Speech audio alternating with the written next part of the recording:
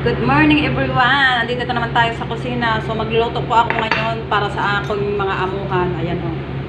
Ito po ay lemon dry, cinnamon stick, saka yung cardamom at saka yung cloves. Tapos, ito yung ihahalo ko, yung pang spices na kapsat, saka masala. Kasi wala akong araming masala, so pareho lang naman yun para. Kasi yung spices, ayan. Tomato at garlic paste. Saka ito, blender ko isang kamatis. Tapos, nagpakulo na po ako dito ng laham. Ayan po.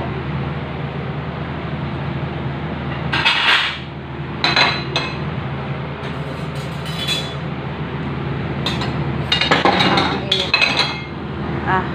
Ayan po yung aking laham, pinapakulo ko na po. Palalambutin ko siya ng palalambutin to kasi yung boss kong babae gusto niya yung malambot yung karne. Ayan. So hindi ko alam kung ilang oras ko po ito papalambutin.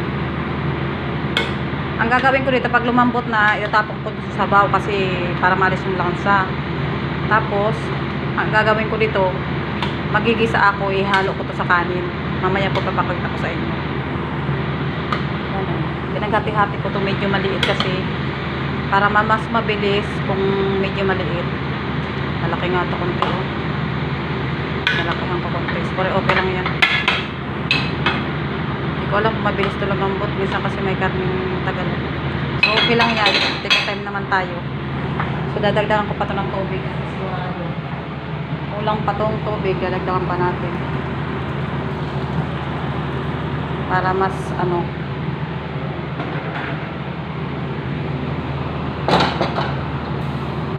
init. Luluin. Tapos magigisa na ako dito habang pinapakulo yung para rin nakaready na ipapaano ko dito. Magigisa na ako ng sibuyas. Syempre parang nakaready na ihulog, ilalagay ko na lang dito yung ginis. Ito yung aming pagkain ngayon, white rice. Nagluto na yung kasama ko. Tapos bali magluluto ako ng nabuhos yung tubig. Isda namin. May tira pa kaming isda dito, 3 piraso. Kahapon kami, nag-ihaw bangus. Ito yung ulam namin ngayon, 3 piraso ng isda. 3 lang naman kami dito, 3 yung isda namin. Babaduin natin para mabilis. Kasi pag dumating yung aking asawa, kakain daw. So kailangan makapagluto na ako nito. Pipertohin ko lang to. Kasi mayroon pa kaming gulay doon kahapon, yung upo na ginisa ko. May tira pa kami doon. Yun ang partner namin ngayon. Lalaki Nakalagay lang kasi sa freezer ko yan. Hindi na first. Pero nung binili namin to, first to. So siyempre nakalagay na sa freezer. Nilabas ko lang. Kaya ganyan yung parang hindi na first. Pero ayos lang yan kasi sa freezer naman to nilagay ko. So yan po. Kahapon nag-isda rin kami. Nagbangot din po kami kahapon. Tapos magluluto ako. Sabayan ko yung mga pagkain ng amo ko ito. Yung malokeya. Tayo ng sibuyas dito. Ito yung aming tirang gulay upo. Ginisa ko sa tuna. Ayan, may tira pa kami dito. Ayan, nakakanin pa kami. Dami kaming pagkain dito.